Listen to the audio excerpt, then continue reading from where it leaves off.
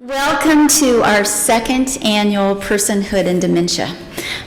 If you were here last year, you will remember that we were here in a snowstorm, and today we went for rain, so I'm expecting that next year we'll probably have sunshine. Doesn't that seem like the right progression? So I hope you'll come back again. We would like to start today by saying thank you and welcome to all of those that chose to come. And I just want to give you a little bit of a warning. A lot of us have students that will be coming and going throughout the day. We've asked them to sit at the back so that they won't be disturbing to the rest of us. But the room will fill up and ebb and flow, I think, throughout the day. So this conference has a special meaning for me because both of my grandfathers had dementia, and they both spent a lot of time in long-term care before they died. Even as a gerontologist and having studied dementia for a long time, I never thought that I would live through what my parents lived through with them, but I'm doing it now. My father is in the early stages of probably Alzheimer's disease, and it has changed all of our lives pretty dramatically. For him, his desire to maintain his sense of independence is fierce and strong, and it's causing him to make his world grow smaller and smaller as he feels he has less control over the outside environment. And I find myself in the tenuous situation of having to balance between being my mom's advocate and my dad's advocate. And so I want my dad to be able to maintain his independence, but at the same time, that reduces my mom's independence. So it's heartbreaking. As a gerontologist, you want to be able to say this is the way to handle this, and it's different for every family. So we hope not necessarily that you will get all the answers from our presentations today, but that you might begin to understand processes a little bit better.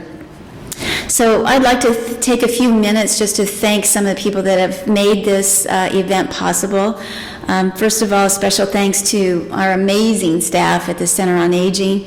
That would be Lacey, Stephanie, Pam, Heath, Nikki, Daniel, and most of all, Dana, our organizer extraordinaire. Dana, would you please stand up?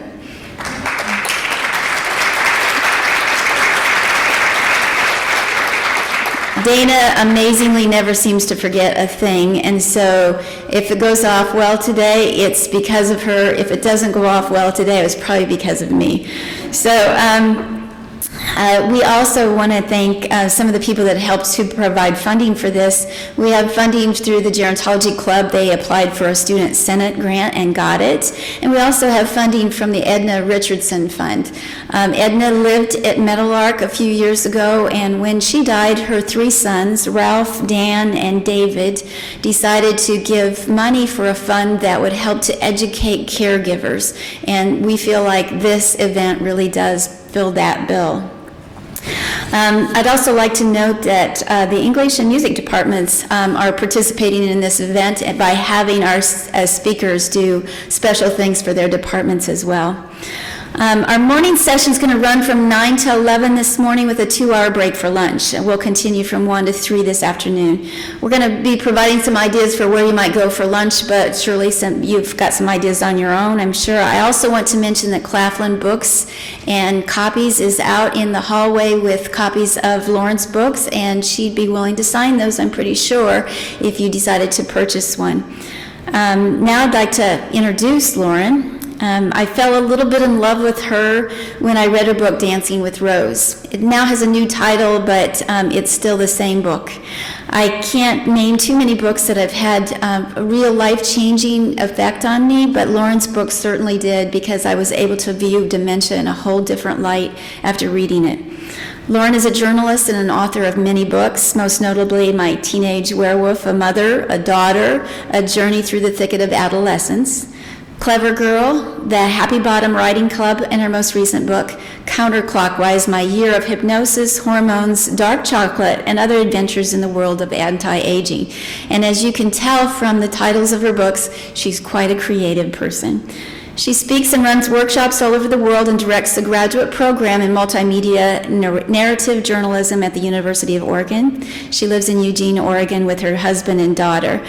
Just a note before she begins, she will be taking questions when we go to the panel discussion later on, so we're going to let her talk as much as she wants to. And I also wanted to make sure that you turn off your cell phone, students, so they don't interrupt the presentation. So without further ado, please welcome Lauren.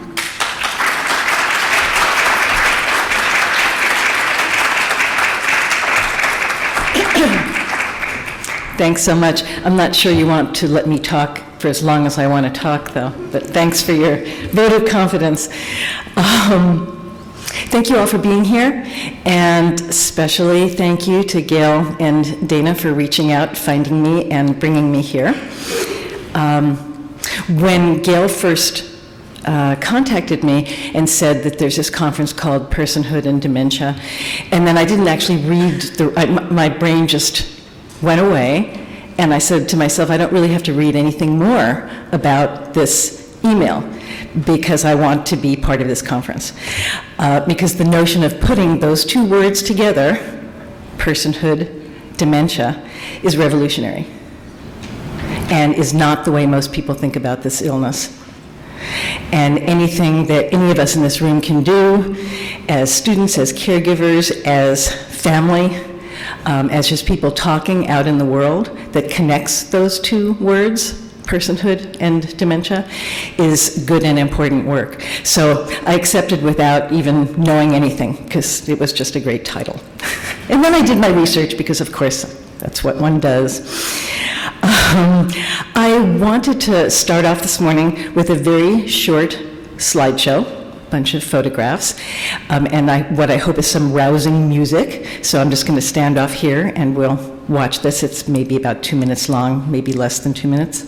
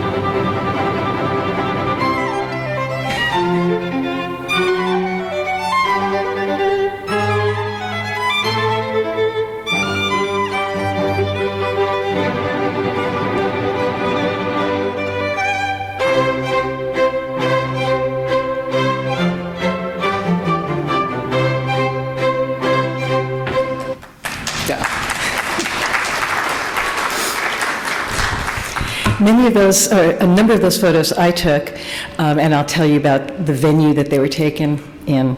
And my son helped me put that together. So there you go. And then there was that little thing that Vivaldi did, which, you know, I said that just for you. I wanted to start with that for a couple of reasons. One is because Vivaldi just lifts one's spirits, and I think the photographs do as well. I love to look at these photos. As I said, I took some of them myself. There's so much life in those faces, and so much in each frame that speaks to engagement and connection. I chose the autumn movement of the four seasons of Vivaldi, not winter, which one would think old winter, because the season that I see reflected in those faces is a season that's alive with color and with change. It's not dead and wintry. So clearly what I see, and what I hope what you see, is in these faces there's more life to be lived. Some of these folks, actually many of these folks, had dementia. Some of them are no longer alive, mostly Alzheimer's. I want to repeat and to emphasize, to say out loud, one of the last lines of that presentation that you just looked at, which is also the quote that I begin my book with, the book that used to be called Dancing with Rose, and is now in paperback called Finding Life in the Land of Alzheimer's. And that's a poem, a piece of a poem by Alice Walker. And the piece that I chose is this. This is the true wine of astonishment. We are not over when we think we are. So, Alice Walker and Vivaldi. I think you can leave here without, I don't have to say anything else. That's just enough for the morning. I think that idea, we are not over when we think we are, speaks to all of us. No matter how young we are aging. No matter how old we are regenerating. That is the process of life. I was at I was doing a counterclockwise workshop last month, and at a venue that was at the oldest destination health resort in North America, which happens to be in Mexico, that's started by a woman who's now 92. Her name is Deborah. And Deborah gives impromptu, off-the-cuff, half-hour talks once a week to whoever comes. And she's amazing, and she's a little woman. And she stood up, when I was there, she stood up, and she is 92. She had just celebrated her birthday. And she said, "Look at me. Nothing you see is more than 30 years old." And you know, from a cell scientific point of view, that's absolutely true. I mean, because there are a few things, like if she had any eggs left, they would have been old. They would have been 92 years old. But her hair, her skin, her heart muscle, her muscles in general, I mean, she was right. There was nothing in her that was over 30 years old. Nothing you can see that's over 30 years old. And I love that. She also lives that kind of life. And it is possible to live that kind of life way into one's older years.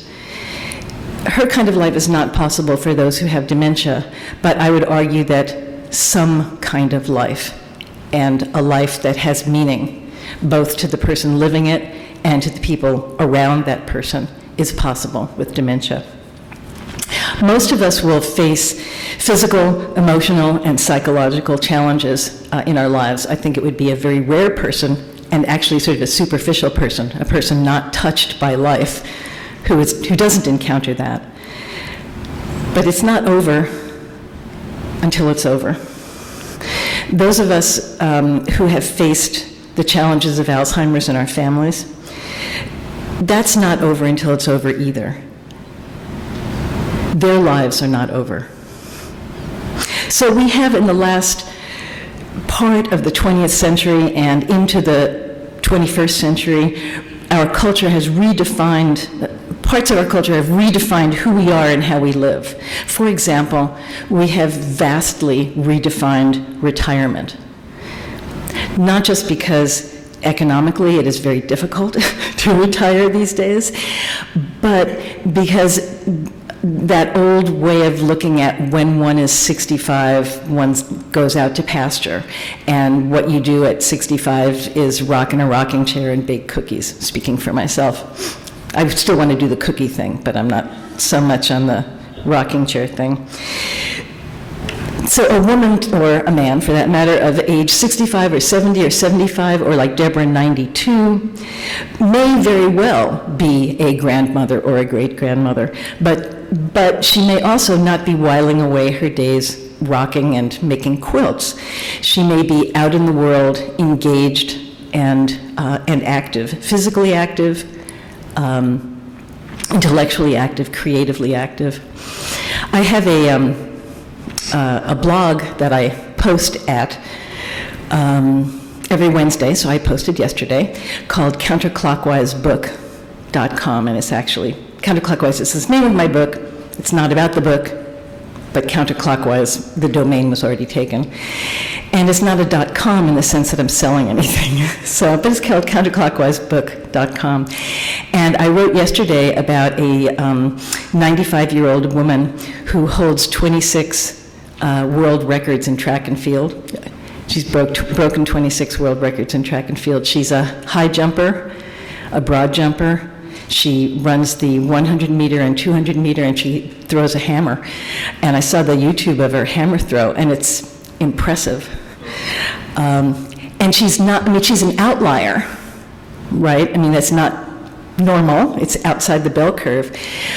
But she was subjected to, I mean, she agreed to, but she was subjected to all sorts of probings by scientists.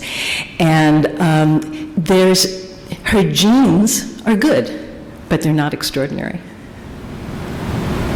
So she's not doing that because she was blessed by incredible sets of genes that allow her to do that. She's doing that because she wants to, because she wakes up every day and says, let's do something fun and interesting and something I haven't done the day before. And I'm not exactly sure why I went there, but I think that it's part of redefining retirement. This is not a woman. She turned 95 last month, and she's obviously not in retirement. We're also in the process, I hope, of redefining aging. So it's glib to say 50 is the new 30, or 60 is the new 40, or whatever the expressions are, but it's not untrue in a way. I don't mean artificial youthfulness. It's certainly possible if one has money, a lot of money, and maybe not the equal amount of good sense, to alter one's external appearance to appear younger. That has nothing to do with redefining aging, and it has nothing to do with aging. What has to do with aging is the state of your heart, your lungs, your muscles, your bones, your brain. And we know so much more about that now in the last even 20 years, 5 years, than we ever did before. So that's what I mean by redefining aging. I mean attitude, I mean the energy and the involvement and the engagement in life that is possible if you keep yourself as fit as you can. Well, I think since we have, in the process of redefining retirement and in the process of redefining what it means to age, it is also time, I would argue it is way past time, to redefine this illness that we are also terrified about. And I'm not sure that in this room we are also terrified about it, because it's the people who are not in this room who probably should be in this room, or who are the ones who are the most terrified. I think those of us in this room have thought deeply about what dementia means. Maybe it has touched our family, maybe it's part of our everyday work life, and we probably have a different attitude than the millions of other people out there, and the attitude that I had before I did the work that I did, which I'll tell you about in a second. So I think it is really past time to think about dementia and Alzheimer's in new ways. We have to look at it, talk about it, teach about it, and put into action. There is no vaccine that will make us immune. Maybe there will be someday, not today. And really, there's no effective treatment. I hope there will be. I think there might be. But right now, we have to deal with the reality. And we have to look at the disease in the face. We can't turn away anymore. We owe that to our friends, to our loved ones, and to ourselves.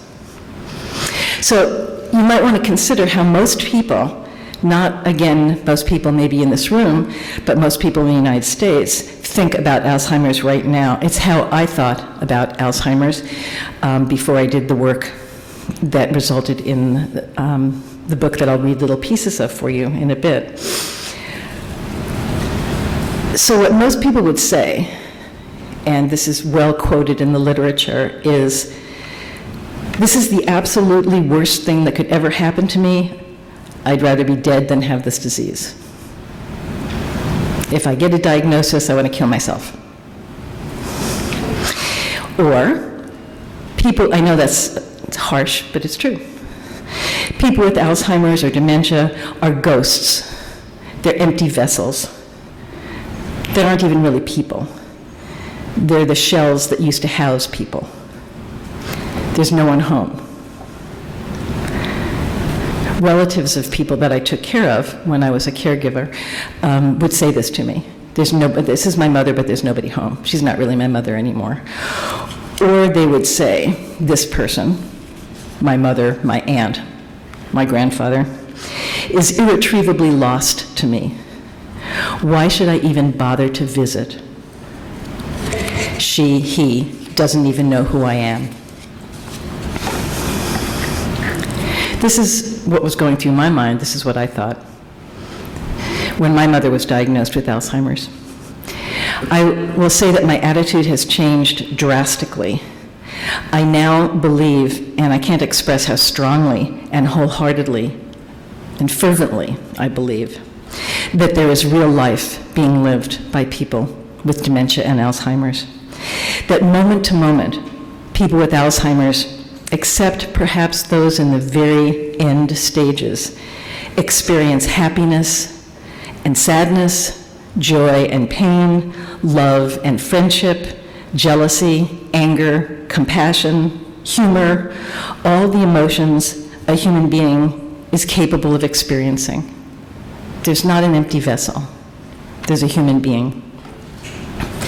I believe that those with Alzheimer's and dementia live life. It's not the life they lived before. And maybe that's our problem more than it's their problem. I mean, there is a transition period, a very difficult transition period for some people with the illness, where they are aware that things are slipping, and it is high anxiety. But there's also, in the kindest way that dementia can work, a sort of tipping point where you are no longer aware that something is wrong, and you are just who you are. And so those people who are aware that something is wrong or different are the people around you. And the illness often becomes, and I think those of you who are caregivers might relate to this, the illness becomes more about the people around the person than the person, him or herself, who may be actively living a life that makes sense to them. It just doesn't make sense to you. So it's not the life you shared with them, but it is very much a life. And it's a life that I would argue, and I have proof for, is lived intensely and completely in the moment. It's a life that can be rich, and a life that we, the healthy ones, can learn from. So keep that thought, that we could learn something from those who have Alzheimer's. So how did I come to believe this? How did my own attitude change so drastically? Well, I worked for 4.5 months as a primary caregiver and in the trenches, bottom of the rung, called resident assistant at a memory care facility. This is a job, unlike a nursing job or a CNA job or an LPN job or any of those, that it's unskilled labor. I fed and showered and diapered and dressed and hugged and made cookies for the 11 or 12 people who were in my neighborhood in the facility. The facility was divided into 4 neighborhoods. I did this not because I needed the job, thank goodness, because although it's an amazing job, which I'll talk about in a second, it is not a highly paid job.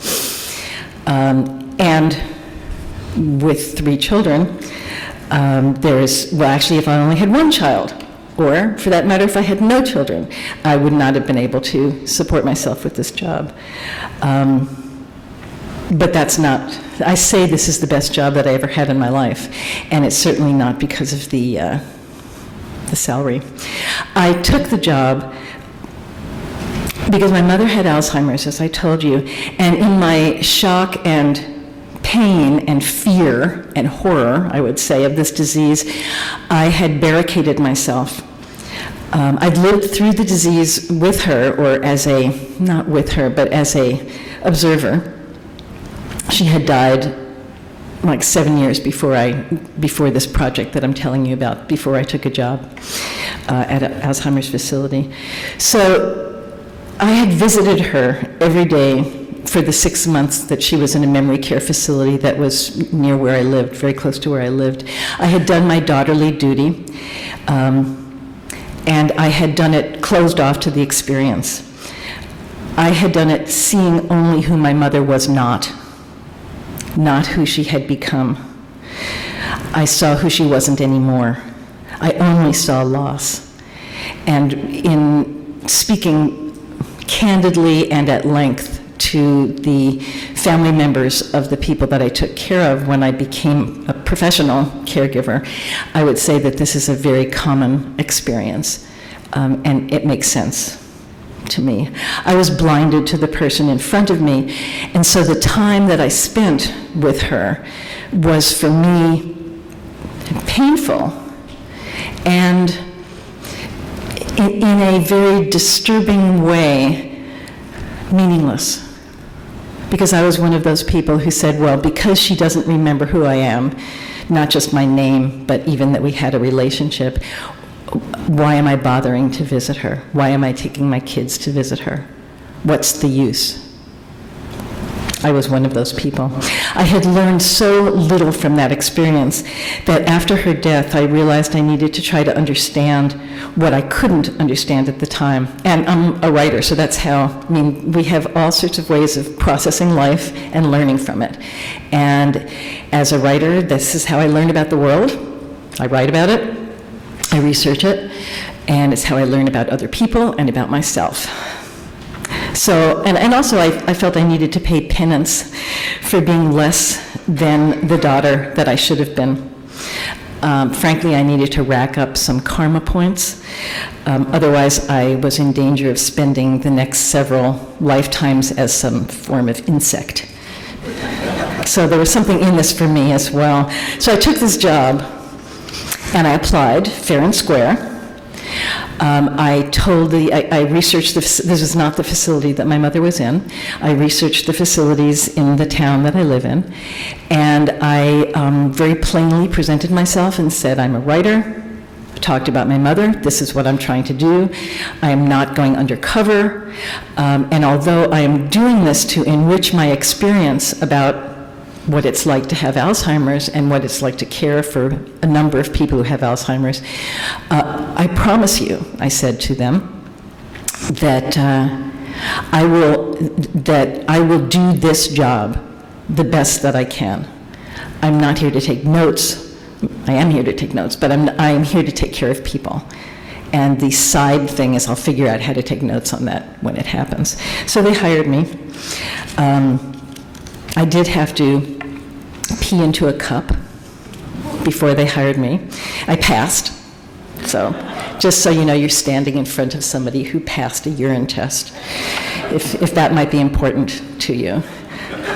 I've never had a job that required me to do that before, or since.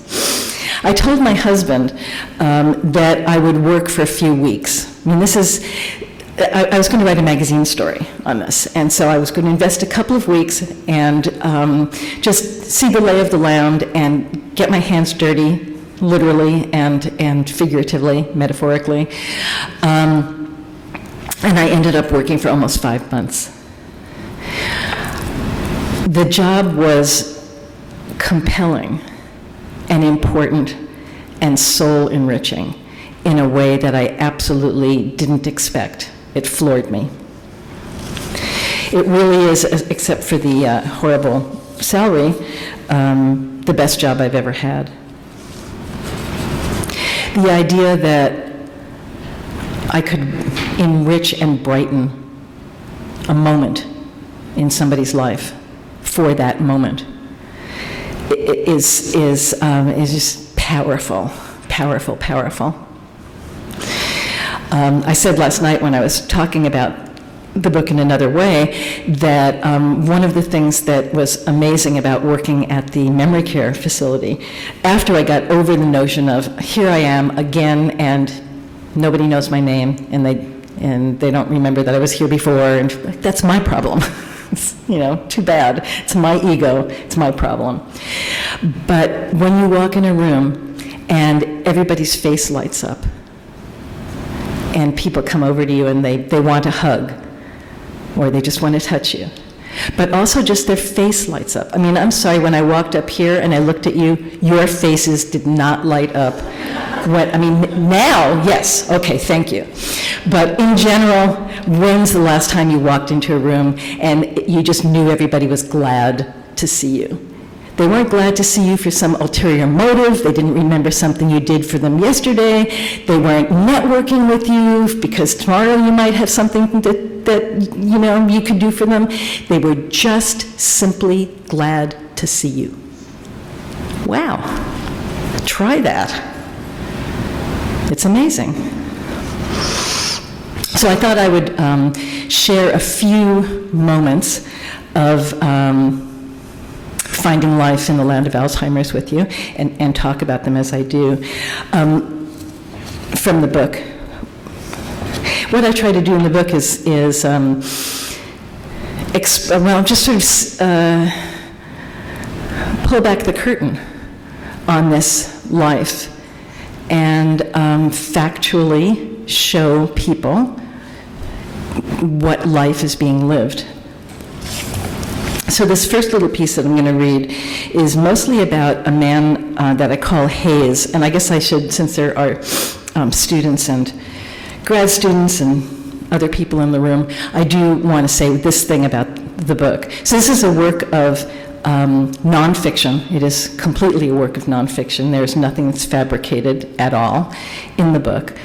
And as I told you before, as a writer, when I walked into the situation, everybody who I was working with, my coworkers, the people who hired me, the families whose relatives I was taking care of, they all knew who I was and they all knew what I was doing. And I asked the families if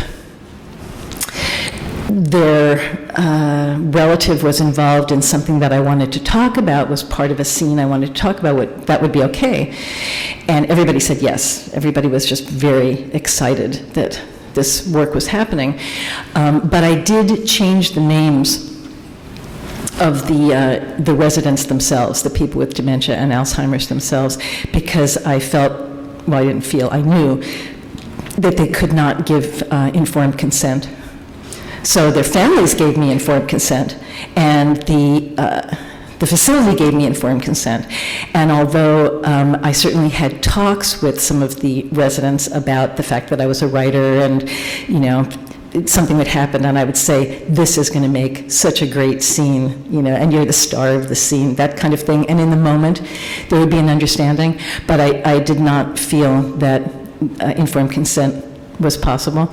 So the names of the residents, the people with dementia and Alzheimer's, have been changed. And I think there might be one or two small details, nothing that would make that much of a difference, that I felt needed to be changed in order for them to not be absolutely recognizable.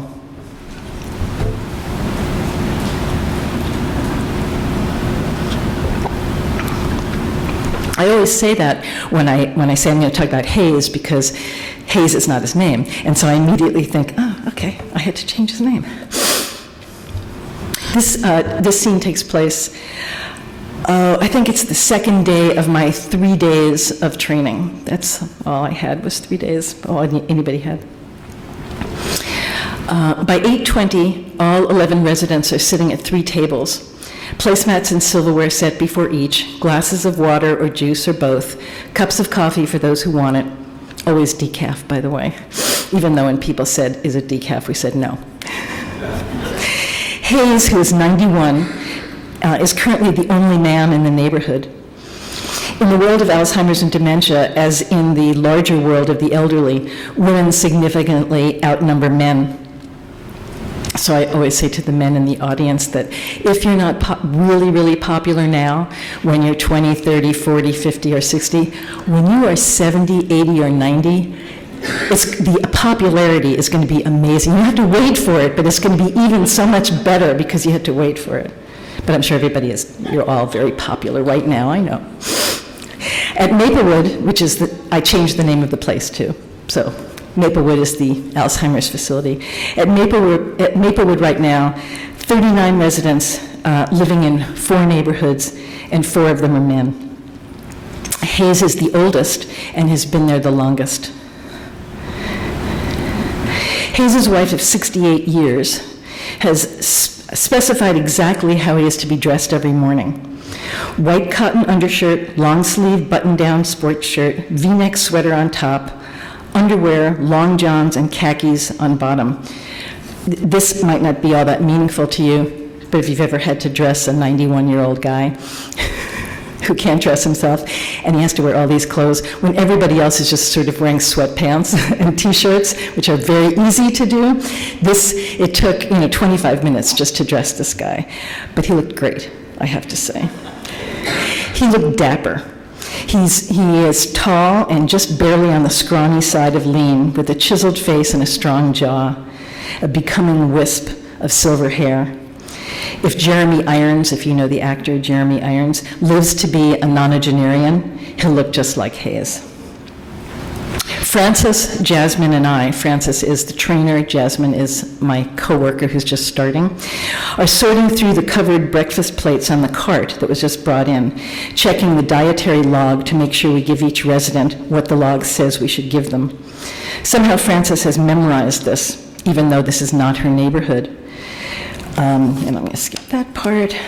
So we're giving out food. Meanwhile, from over at one of the small dining room tables, Hayes starts yelling, "Help me, somebody help me."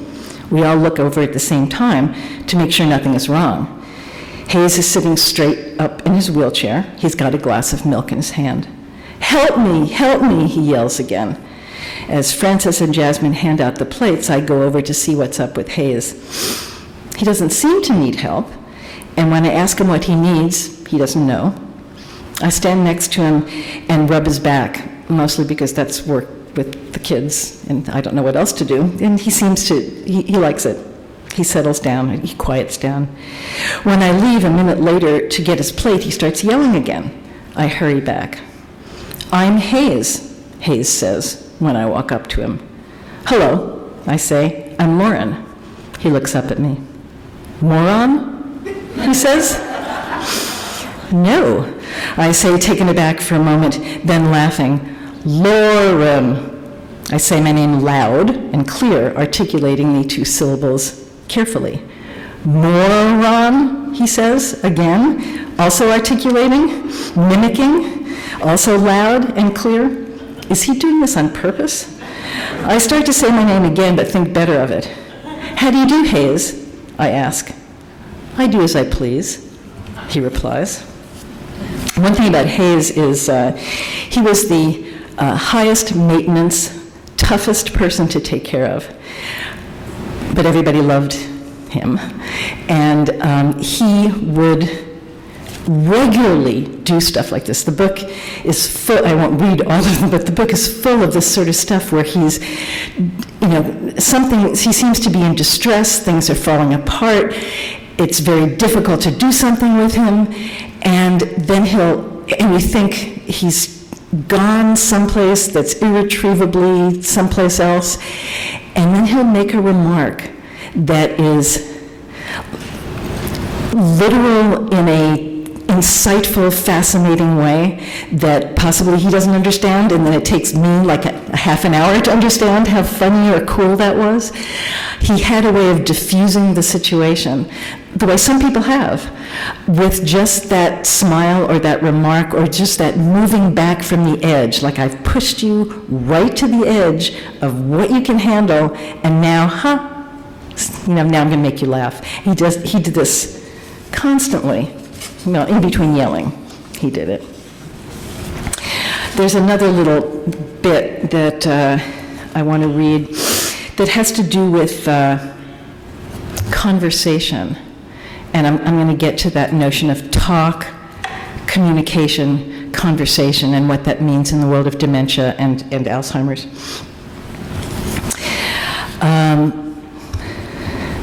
The next morning, and this is actually many mornings later, like probably 2.5 months later, delusional, cantankerous Francis M., who actually you saw on the screen, is in a helping mood. And you'll see the helping in the, like that, which means I have to keep my eye on her all the time. When I disappear for a moment to take Pam into the room to use the commode, I return to find Francis M. wheeling Addie away from the breakfast table, only Addie is not ready to go. Her plate is full of food, and she's grasping a triangle of toast in her hand. I smile, I pat Frances on the back and thank her extravagantly because maintaining her good mood is a priority. And then I wheel Addie back to the table. I get a few bites of scrambled eggs into her. While she chews, I walk Frances M. to her place at the table, pull back her chair with an exaggerated flourish, and make encouraging remarks about eating breakfast. Then I go back to feeding another resident. Seconds later, I see that Frances is up again and now has started to wheel Hayes away from the table. This is her helpfulness that she's doing. I stop what I'm doing and go over there. I tell Francis that Hayes needs to eat. I put a piece of toast in his hand. What do I do now? He asks. You eat the toast, I say, forgetting that Hayes needs more specific directions. He's motionless. Frances hovers, shifting her weight from foot to foot. I try again. You take the toast and put it in your mouth and you chew it, I say. But I take hold of the hand with the toast and I guide it to his mouth. He doesn't open his lips, so I instruct him to open his mouth, and then I push a corner of the toast past his teeth. Now chew, I say. He chews. I go back to Addie. When I look over my shoulder, maybe a minute later, Frances is helping Hayes eat. She is feeding him his hot oatmeal with a fork. The oatmeal is dribbling between the tines onto his clean blue sweater, making its way in sluggish white rivulets down the front of his khakis. My first thought is just how long it's going to take me to get Hayes back to his room, out of his wheelchair, into fresh clothes, back into his wheelchair, and out into the common room, given that I have 11 other people to take care of by myself.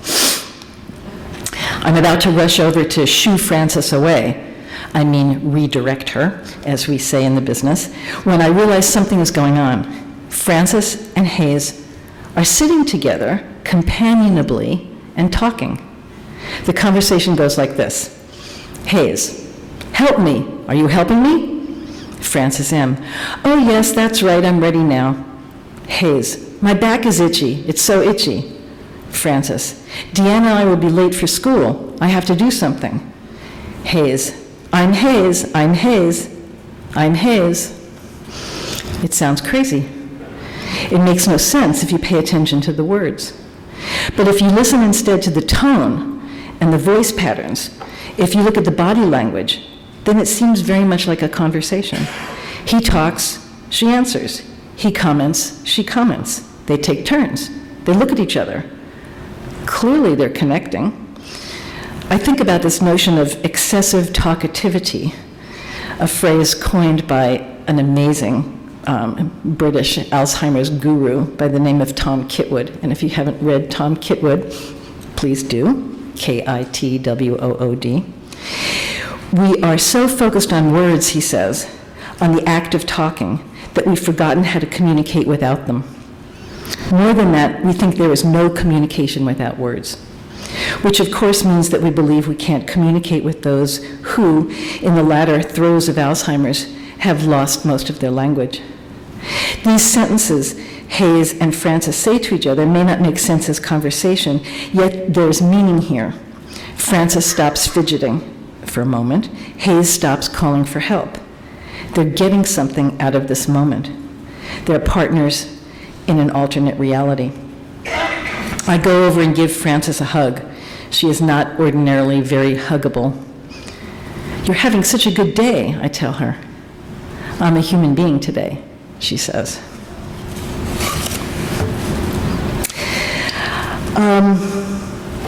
So what I learned when I tended to these dozens of people, or dozen people, when I woke them, showered them, dressed them, toileted them, fed them, hugged them, I learned, I think, it sounds like an exaggeration, so I just said that in my head to myself before I said it out loud to you. Sounds like an exaggeration, but actually I don't think it's an exaggeration. I think I learned more in those 4.5 months about life than possibly I had learned in the preceding X number of years about my life or about life in general. I certainly learned that communication is more than talking, that after words are inaccessible, there is music, there's food, there's touch, there's smell, there's animals. There are many, many ways of connecting to humans, to humanity, without words. A difficult lesson for a writer, yes, but a really important one. I would never, I would very much shy away from looking at older people with dementia and babies as somehow analogous, but they are analogous in this way. When we're on the floor communicating with a baby, we're in the moment with the baby, and we might be using words, but often we're just using sounds, and we're using touch, and we're using tone of voice, and we don't get all disturbed when we say things like, it's time to pick up the toy, and the 6-month-old child doesn't pick up the toy because the 6-month-old child doesn't have the language skills to know what you just said. Somehow or another, that's perfectly okay with us, as, say, young parents or grandparents or great-grandparents. It's fun. It's fun to get on the floor. It's fun to get out of our word brain and sing little songs and dance little dances and hug. And that's joyful. Yet, we don't do that with older people with dementia. Or I certainly didn't. And I saw the families of the people who I took care of didn't do that. What it became often, and I was extremely guilty of this myself, was sort of like one long test that you gave the person. So you walked in and, hi, Mom, it's Lauren. Remember me, Lauren, your daughter? Here's a test. We both know you're going to fail this test, but I'm going to give it to you every single day. And I'm going to decorate your room with pictures of all these people that you don't know. And then we'll go around the room and I'll point to all the pictures, because it helps me, I guess. This is your grandchild. This is my husband. This is your husband. And here's the test that I'm giving you that you're going to fail today, that you failed yesterday, and it's going to make you tense and anxious, and it's going to make me feel terrible. I saw this happen. I don't think I'm necessarily harsh on myself. I saw this happen day after day after day in the facility that I worked in. What about if you just came in, I mean, as I did when I learned a little bit at the end, and played music? Or one of the things that I most enjoyed at the very end with my mother was bringing in different hand lotions. And we would smell them, and I would massage her hands. And it was good for her hands. She had dry skin. It was good for my hands. We didn't have to talk. And the smell, some days it was cucumber, and some days it was lavender, and it was lovely. And that's a way of communicating. It doesn't have to be words. That was a very big lesson for me. I also learned, and I just can't say this more strongly, that human beings are more than the sum of our remembered past. When the past is no longer accessible, and when the future is no longer imaginable, what does one have? Not nothing, but that thing that all of us wish that we could live in, that all of us hardly ever live in, which is the present. I made that happen with the force of my telekinesis is another thing that I do. I could come back and do a show for you. So I learned that the people that I cared for and cared about lived in the present. And they had to, they were forced to. They no longer had access to their past. They could not project themselves into the future. And because this is what we do, this is like 99% of what we do, what you're all doing right now, part of your brain is listening to me, and part of it is thinking, well, it's almost 10 o'clock, and so that means she's going to be finished soon, and then I can get that cup of coffee, or I hope my teacher saw me so that she'll give me credit for this, or, what am I going to have for dinner? All of those things, those are not going through the minds of the people who have dementia. That's not what's happening. They don't have the chattering monkey brain that we have. They are just there. And whatever is happening is happening. And especially, I saw this true with music, the power of that moment. Not that you could then say, wasn't that wonderful what you just heard? Because that's what we would talk about, and then they would say nothing. And you'd say, well, gee, I guess that didn't happen because they don't remember it. It happened. You saw it in their faces, it happened.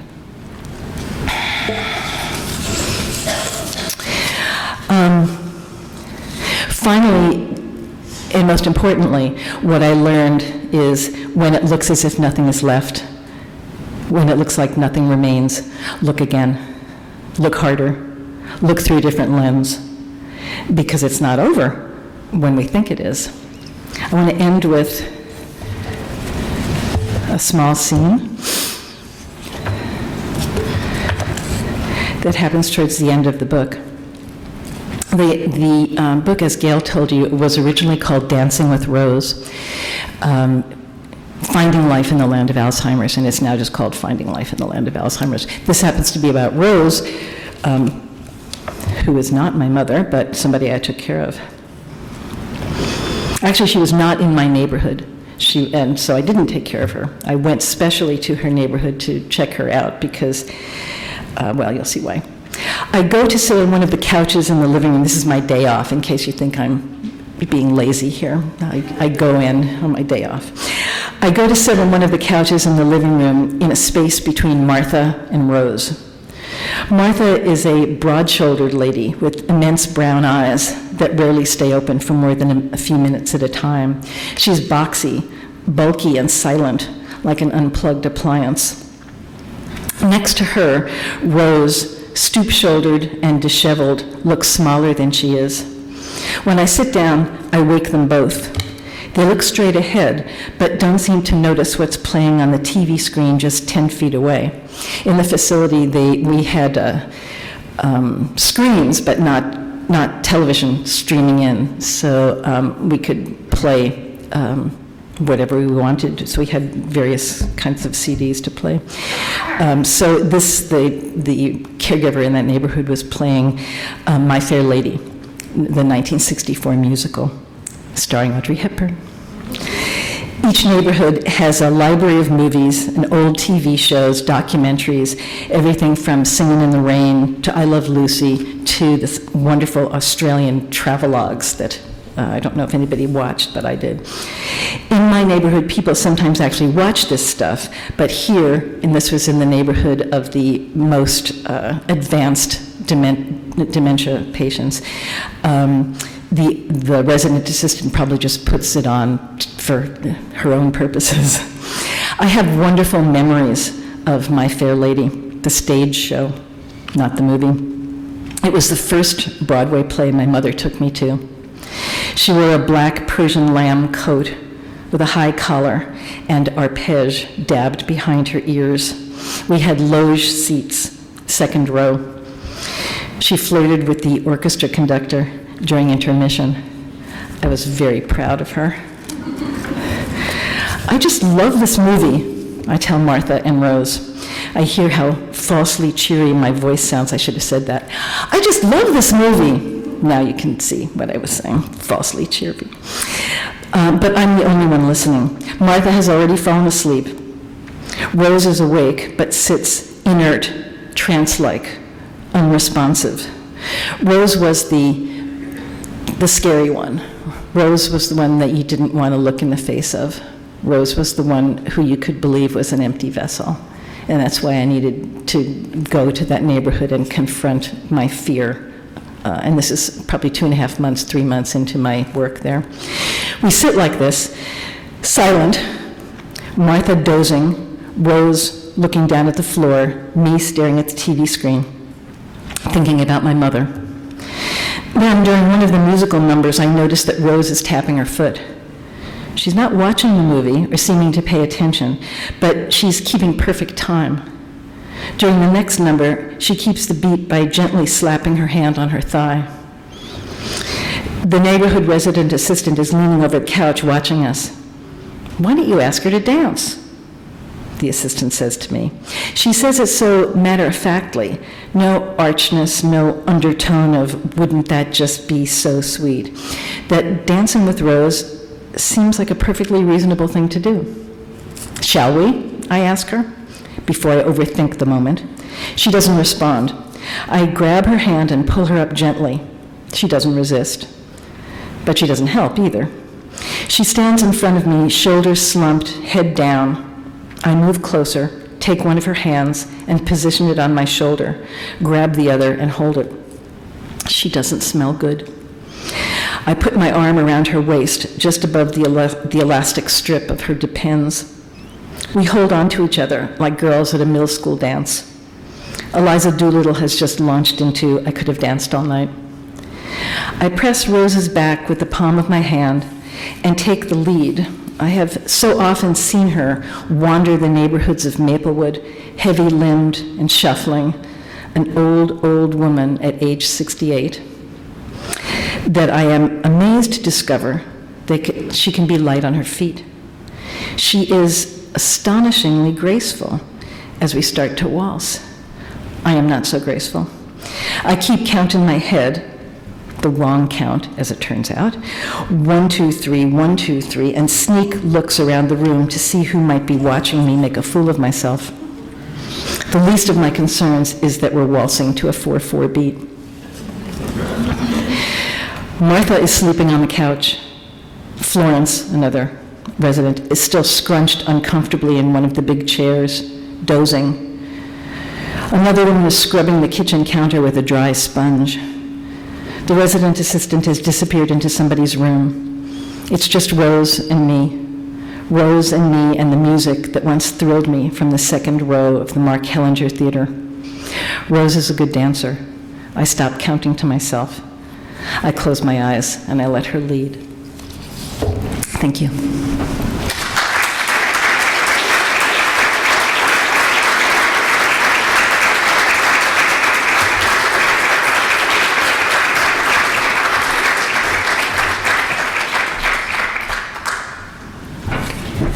Read the book. It's just wonderful.